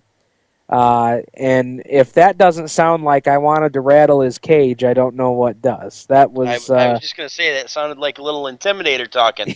It sure did. So Sharpstein closed in on Daly at a fast rate into the third turn, spun the 76 car out. It was pretty good shot to the rear end. Definitely laid the chrome horn for sure. And of course, what happened after this was, Daly spins out. He's obviously upset after being spun out for the lead, as they were going to come down to 2 laps to go. So during the caution, we saw it. Daly waited for Sharpstein, found him, drove up alongside. The 2 swapped paint a little bit under caution, and they revved the engines up, the typical, my motor's bigger than yours type of deal. And, at that point, once those guys had done that, the track officials said, all right, boys, you've had your fun. Now you can go to the back. And, I've seen a lot of people on social media, and have even had some emails about this, about folks wanting the track to do more. Now, I'm going to go ahead and stop everybody right there, because the track did do something. They put them to the back of the pack. I mean, there's people out there, Clint, that are talking both drivers, maybe Richie more than Daly, deserve a 2-week suspension. Now, come on. Let's reel it back in here a little bit. I mean, we have become a society that every time something controversial happens, it's got to be public outrage. And, I mean, come on, Clint. We got to pump the brakes on this, don't we? Yeah, I mean, the track doing something by putting them to the back, well, they had to go to the back. They were both involved in the accident. So that's not really the answer that some of these people were looking for. Yes, he took him out, but it wasn't like a blatant driving into your door, risking a life. I mean, he dumped him going into the turn, but he didn't use his car as a weapon, so to speak. No. I mean, we see this at short tracks all the time. Mm-hmm. Absolutely. So, I struggle with the folks that, have made Reynolds Wrap aluminum foil go through the roof this week. Okay, now, this is week 3. If we're still having a problem on week 5, 6, 7, whatever, then yes, the track needs to step up, and something's got to happen. Whether a week suspension, something, if it continues to go down this path. Because the more it goes down this path, the worse the outcome's going to get for either one of them. That is true. Now, I'm on board with you there, yep. Clint. But, the reality is that this is the first incident this season. Yep. I'm not even going to go back to whatever's happened previous. I mean, there's no need for that. We're looking at what happened on Saturday night.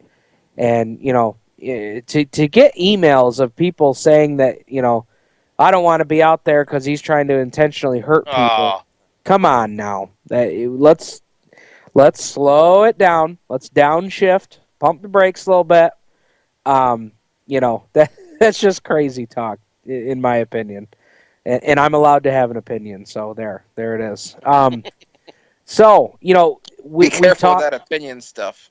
Yeah, I know. It gets me 5-star ratings every time I give an opinion. So, so this is where we're at, guys. So now my question to both of these drivers was, guys, all right, we've all got it laid out here. Where do we go from here? How do you two race each other going forward? And here were their comments. As far as Ron Daly Jr. is concerned, my plan going forward is the same as it always is. Race people the way I want to be raced, including Richie. I will make my car as good as possible so I don't have to move people to win. I guess we will have to see where Richie wants to take this. For me, it's over. Let's race. Saturday is over, and you can't change the past. And, interestingly enough, it kind of sounds like Richie's on the same page here. Here's Sharpstein's comments. I will race him as he races me. If he wants to slam bang, fine, okay. If he wants to race clean, fine, okay. I'm not the only one who is done with his on-track antics. And so, I hope that these guys continue to battle each other. That these two drivers now, guys, are going to race each other harder than anybody else on the track. And I think that's okay. That's great. That's why we love short track racing. Like you said, Clint, if they start taking it a little bit too far, then yes, we're going to, somebody's going to need to step in and squash that. But, for right now, here's my point. And I'm going to put my track PR hat on here for a second. What in the world is wrong with a rivalry at a dirt track? What is wrong with that? There's some people that have a problem with this. I'm sorry, I'm not one of them. As a track PR guy, I'm loving this. Hey, these guys are giving me something that I've got. Now I wrote this big article about it. I had something to write about like that. I love it. Hopefully people read this, WoodhullRaceway.com under the news results tab. I hope people read this and say, you know what? We shouldn't have left the races so early. Look what we missed out on. Well, I was just going to say that, Steve. When I left and I followed you out and you were getting ready to go interview Bruce Miller, you're walking by hundreds of people that are leaving right then.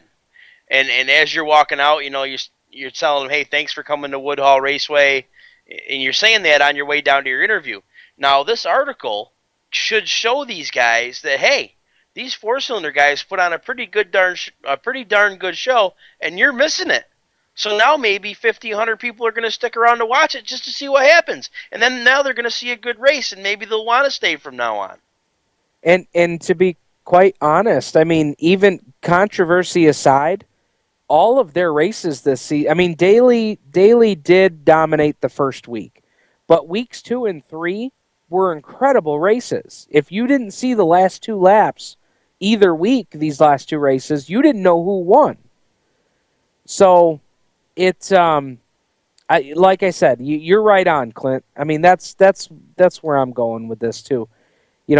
Hopefully that's what some people can get out of this. I think some people are maybe going a little bit overboard with it, but, this is something that we're just going to have to see how things go. Now, one other thing I want to mention, just as an aside here, and Brad, I'll get your take on it here. Boy, if if I had any say on the order of events this week, good God, can we put the mini stock second this week? Right? Let's do a rotating schedule so everybody can get to see.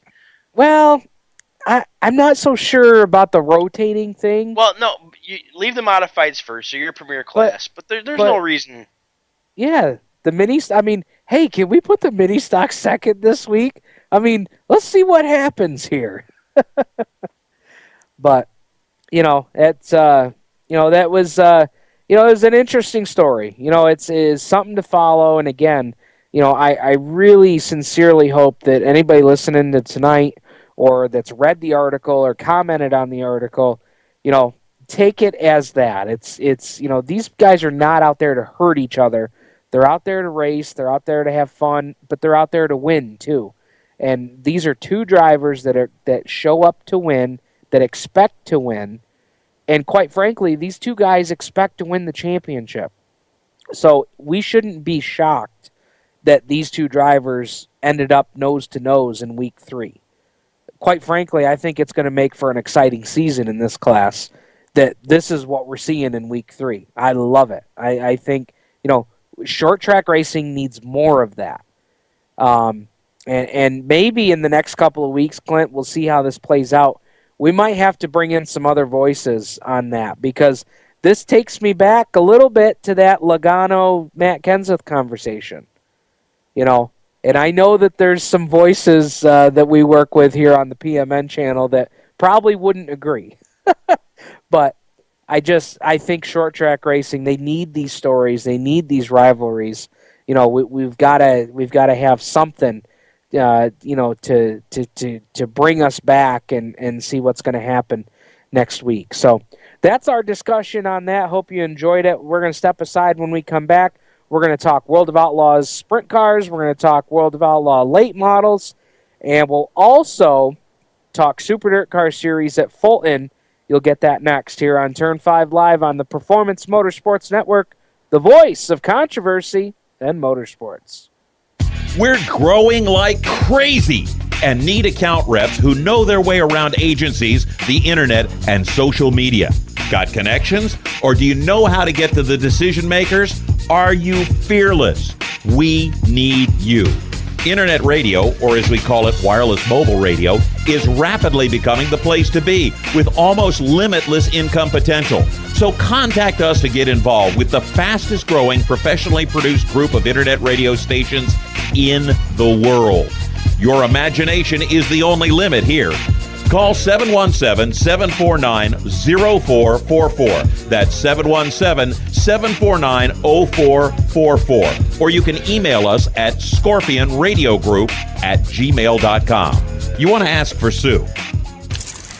Okay, so Sarah, I'm dropping you off at Emily's? Yep. And Josh, you're going to? Soccer, Dad. Soccer practice. Right. Oh, by the way, I just wanted to let you know when I pick you both up, I'll be wearing my short shorts. What? No! Yep, and my dorky dad hat, and I'm going to do my dad dance for all your friends. They'll love it! Seriously? Why? Because I like my short shorts. Of course, I could be talked out of it if you guys would just buckle up your seatbelts without giving me a hard time. It's important to get your kids to buckle up for safety, no matter what it takes. And sometimes, all it takes is your parental powers of persuasion.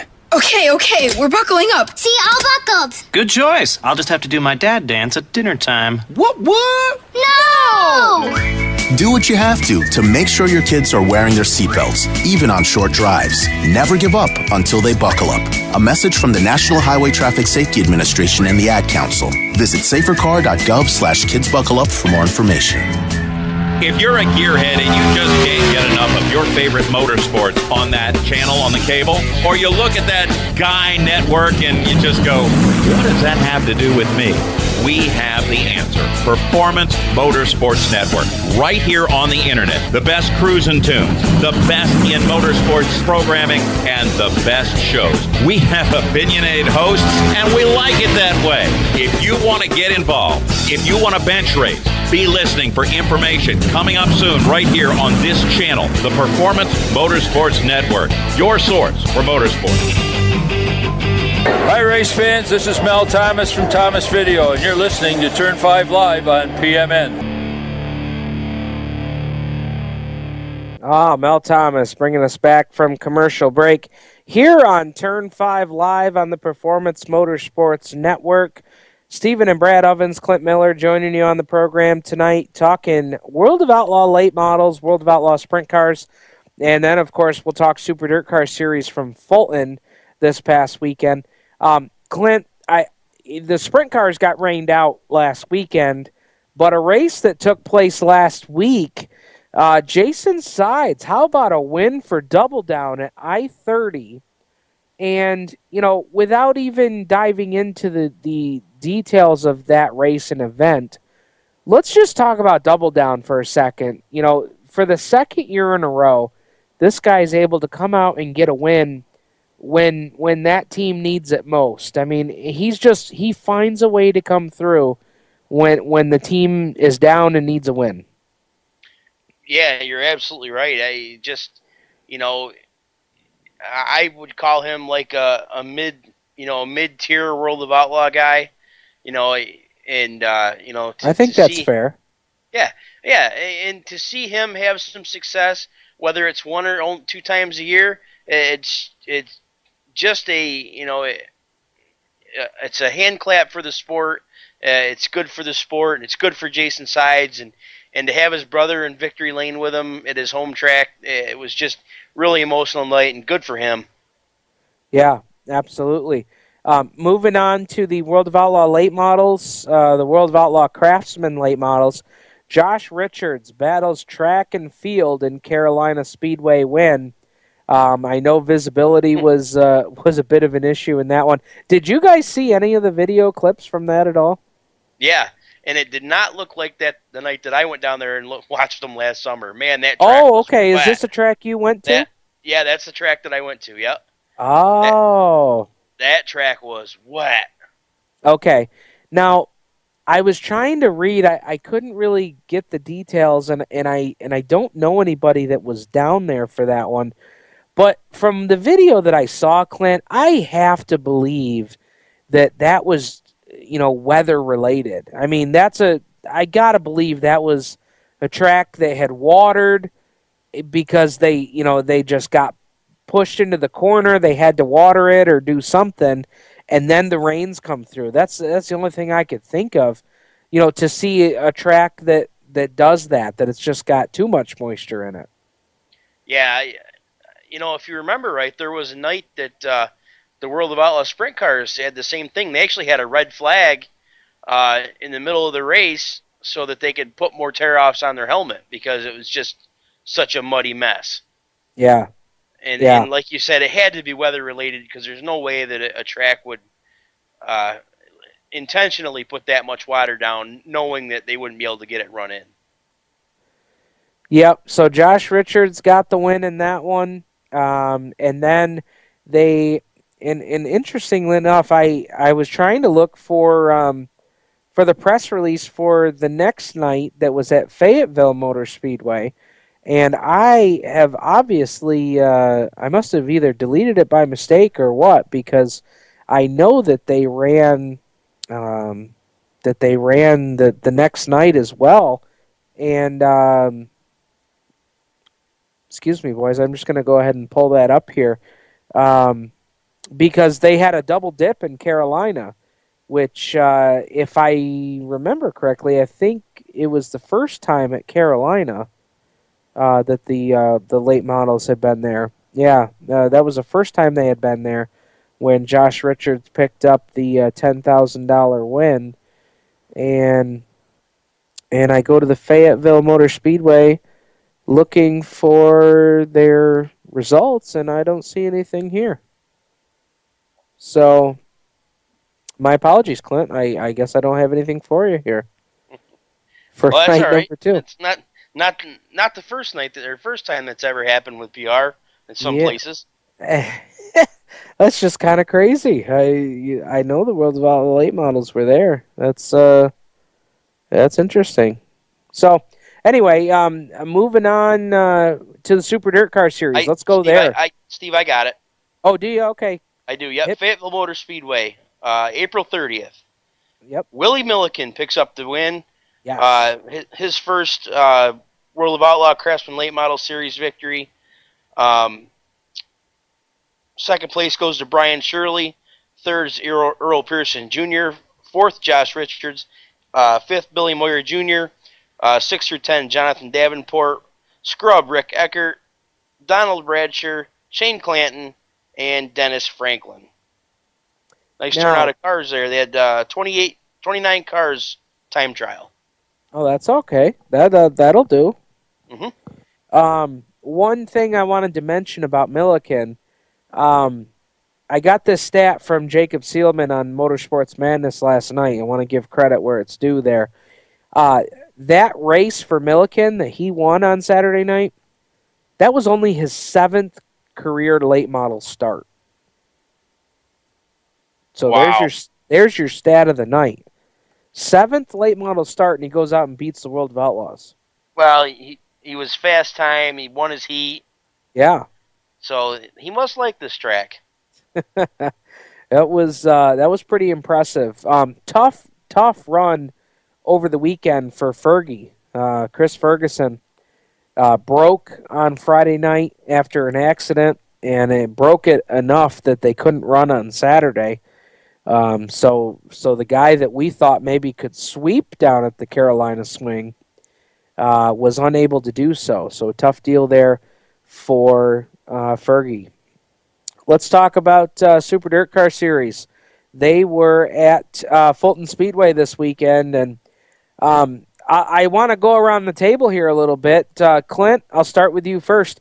Any surprise to see Billy Decker win in the first point show for the series? Yes. With Mike Payne? I was very surprised, to be completely honest with you. They had good runs at Woodhull, Canandaigua. Not great, but they were good. And to see him come out and win the 100-lapper, I guess it shouldn't surprise me. I mean, it's Billy Decker. He's fantastic. But I am a little surprised by it. Well, not only is Billy a great driver, but he's a great driver at Fulton. True. I mean, you talk about a guy that's got that place figured out.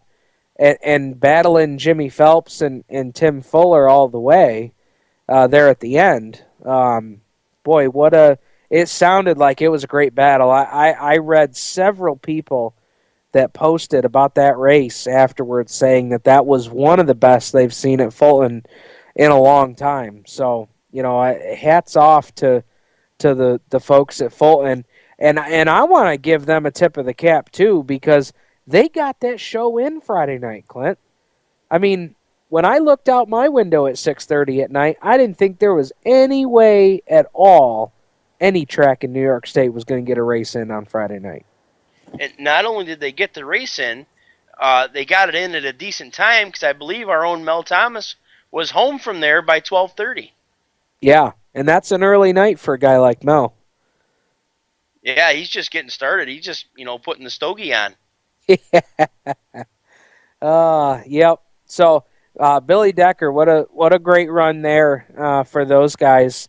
Tim Fuller would come home in the second spot there, and then Jimmy Phelps finished third. So, not a bad night. Billy Dunn charged from 17th spot to finish fourth. Stuart Friesen in the Halmar 44 would finish fifth after starting in the 14th spot. So there you go.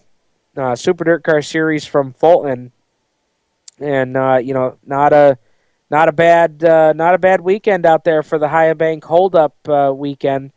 Guys, we'll step aside here. We've got our final segment of the night, White Flag, coming up. We'll talk about all the things we're looking forward to this weekend. And you know what, guys? Why don't we drag out Black Flag, Checkered Flag for our final segment here tonight? What do you say? Sounds good to me. All right, let's do it.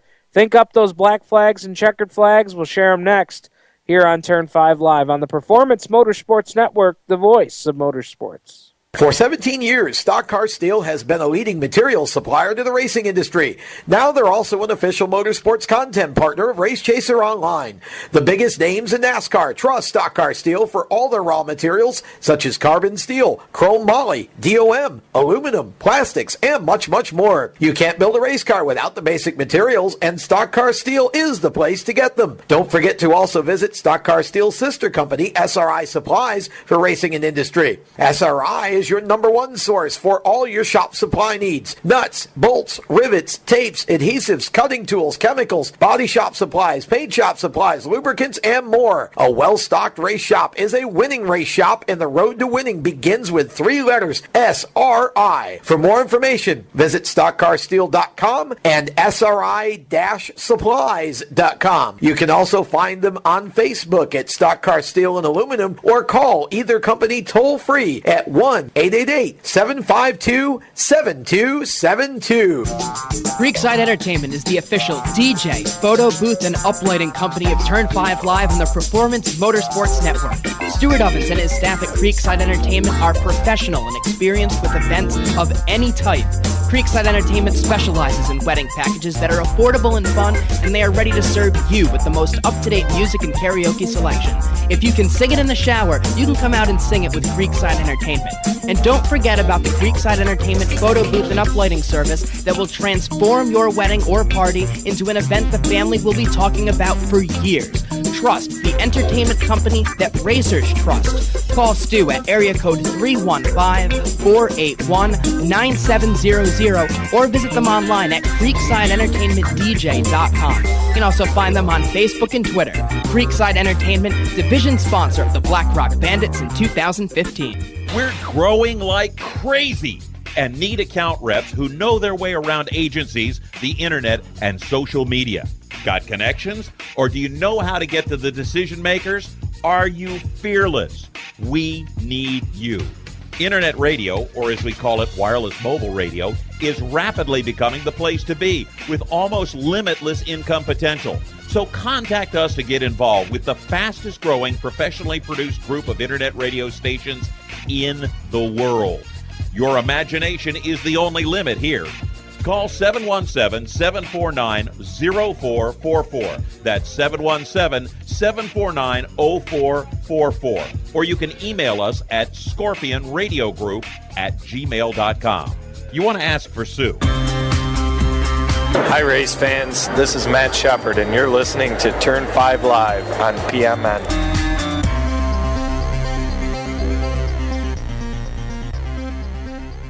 Welcome back, race fans, to Turn 5 Live here on the Performance Motorsports Network. Stephen and Brad Ovens, Clint Miller, the whole gang joining you here on tonight's show, taking the white flag.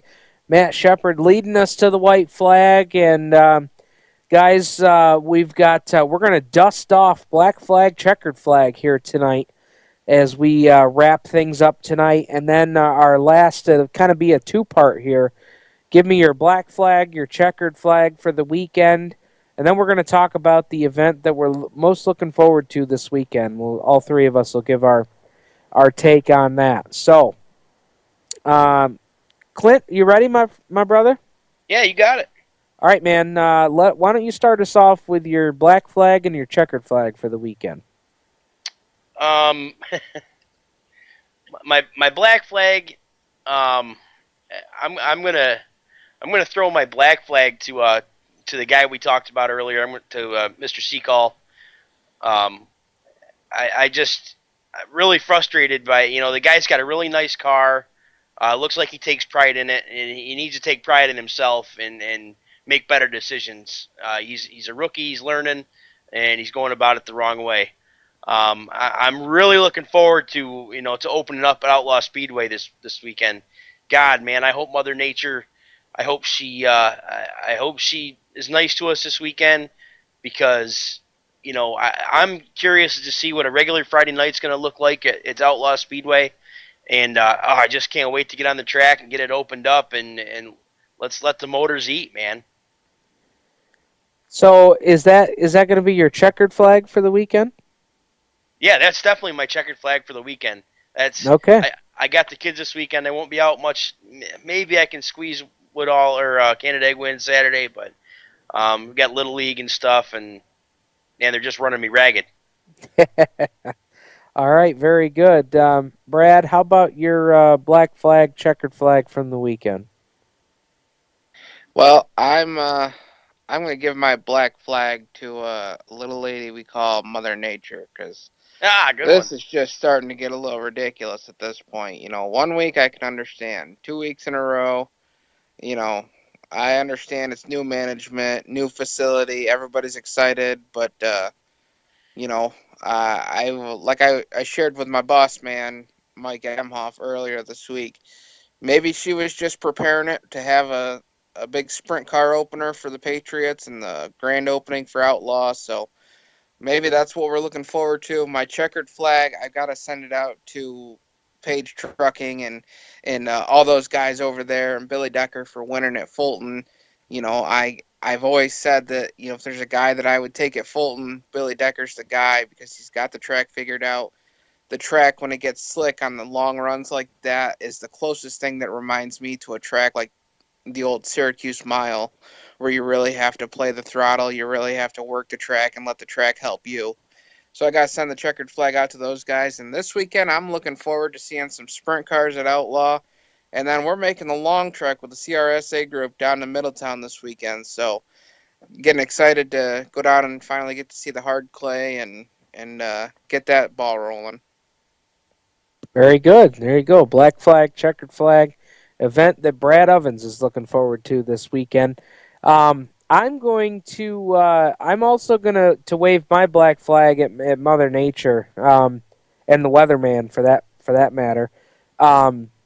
Because, you can't just rag on one. They need company. So Mother Nature and the weatherman. Because it's just like, I just shake my head because it's like, if you thought that this was how things were gonna open up this week, to start things off at Outlaw, they've done so much improvement to the Speedway. We got all of that big crowd there for opening night, and then it rains when the forecast had said we should have been okay to go, and then the following week rain again, and depending on what weather app you look at, and trust me, by the time Friday rolls around, I will have gotten a screenshot of everybody's weather app saying what their phone says it's going to be. And let me tell you, I'm really looking forward to that. I'd almost give that a black flag, but my checkered flag, and I'm going to cheat a little bit. I got 2 checkered flags this week. Number 1 checkered flag, I'm going to send this out to Grant Hilfiger. Here's a guy that doesn't race the modified every week, doesn't race it regularly. He works his tail off to make sure that the race teams that he supports and his own race team has everything they need to be successful. And if that wasn't on display on Saturday night, I don't know what was, because he jumped into the team's primary car and went out and got it done. And I'm not saying that Grant's not a great driver, because he certainly is. But I just think the other night proved that, that team has really got it going on, because they were able to go out there and get the job done with a guy that doesn't sit in the seat every week. And on top of that, just a great guy that does what he can to help promote the places that he supports. And if you haven't seen that, on a weekly basis, follow the man on social media and see the things that he does and does to support the tracks that they go out to and support. So my 1 checkered flag goes to Grant, and of course his story in Victory Lane about the Campbell family and how, who kind of inspired him to go out and really give it everything he had Saturday night. I thought that was a great story too. My other checkered flag, and this is really a broad one, but I want to give a checkered flag to just the fans and the crowd, the drivers, the crews, everybody at Woodhull Raceway. Coming in as a new employee there, I mean, I've gotten to work there 3 Saturday nights in a row now, and I haven't yet got, obviously with all the rainouts, we haven't got to interact with the folks at Outlaw and things of that nature, but I just want to give a checkered flag to the folks at Woodhull, because I have had an absolute ball working there. Night number 1 was real nerve-wracking. You come into a new place, you don't necessarily know the people. You know some of the drivers, but not all of them. And, the reception that we've got the last 3 weeks there has just been awesome. After Saturday night, one of the races was just an awesome finish. Was a great race back. I think it was after the front wheel drive. Somebody come up on the grandstands as I was walking up from Victory Lane and gave me a high five and said, "How cool was that?" just an awesome atmosphere. And I want to give a shout out to the fans at Woodhull, because it has been a ball so far, and I'm really looking forward to continuing on this season working there. I understand now all the things that Paul Harkenreiter has told us over the years about how great things are at Woodhull and how passionate the fans are. And, you can hear that till you're blue in the face, but till you're there in the middle of it and see it every week like I've been the last 3, you don't understand what kind of atmosphere that is. So, hats off to those folks. I'm having a ball. Hope they're having a ball too, listening to a new guy flap his gums on the mic. So there's our black flags, checkered flags. Now, the event I'm looking forward to this weekend, I think I'm going to default to Outlaw just because I want to get the season opener in. I like Clint.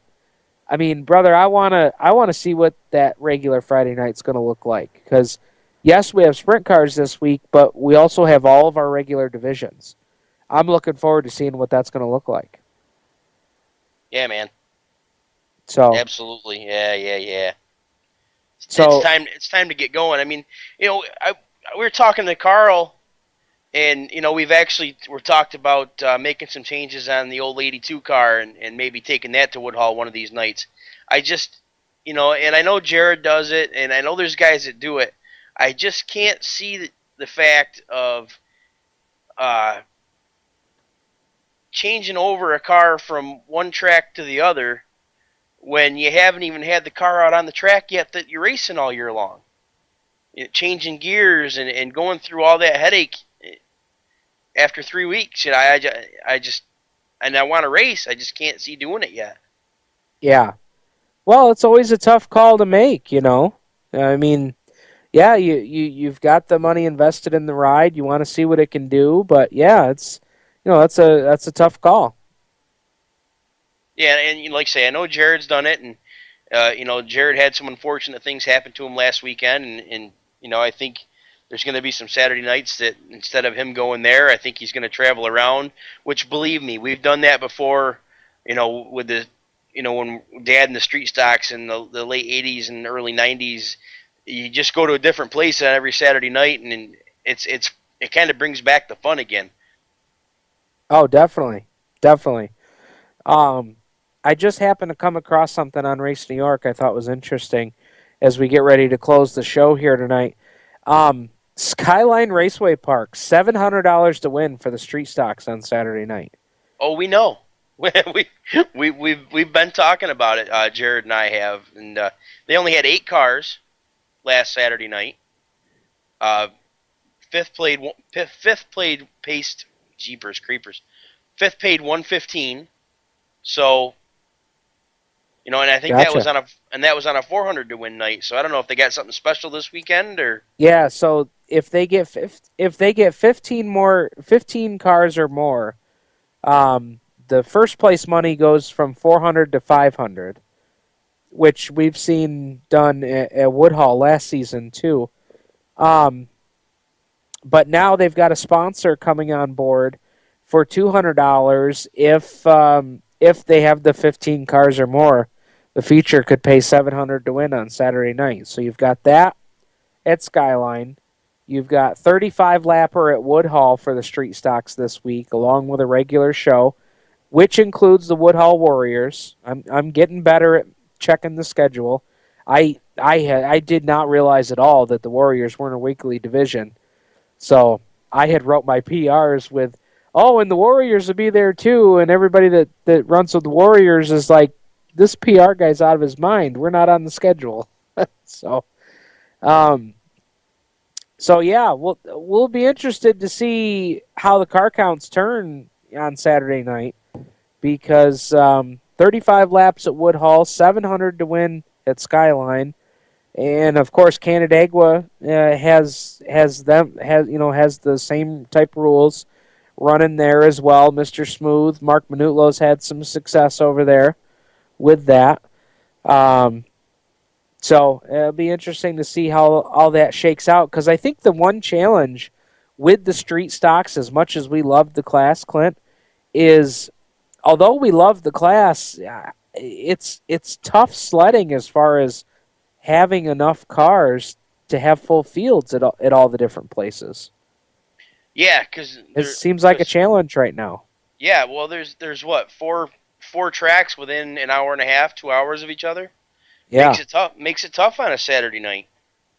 I mean, I think at this time last year, the call, and we were a few of them, was that we wanted to see tracks get on the same page with each other and have the same rules. And I think for the most part that has happened. But now we look at it and we're like, wow, look at all these tracks, and we're splitting the fields up and things like that. So there's always something, isn't there? There's always something to talk about. Well, life would be boring if there wasn't. That's for sure. Guys, remember that you can go back and listen to all of our archived episodes on our YouTube channel. Go to youtube.com and search Turn 5 Live. You can hear Tim Sebring's interview from last week. Also want to thank Mike Emhof, Bryce Davis for joining us on the show tonight. We'll see you out at the races this weekend, no matter where you go. Woodhull, Canandaigua, Outlaw, 5 Mile Point, Skyline, you name it. And yes, boys, that's right. Show number 69 is now in the books. Thank you, folks, for joining us. Have a good night. We'll talk to you next week on Turn 5 Live on the Performance Motorsports Network.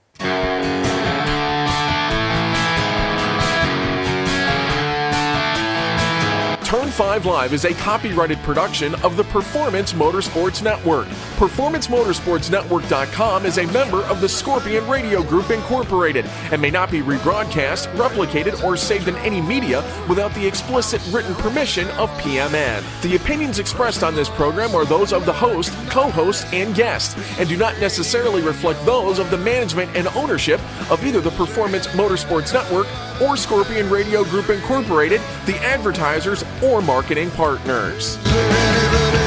Thank you for listening to Turn 5 Live. You can listen to Turn 5 Live every Tuesday night right here on the Performance Motorsports Network.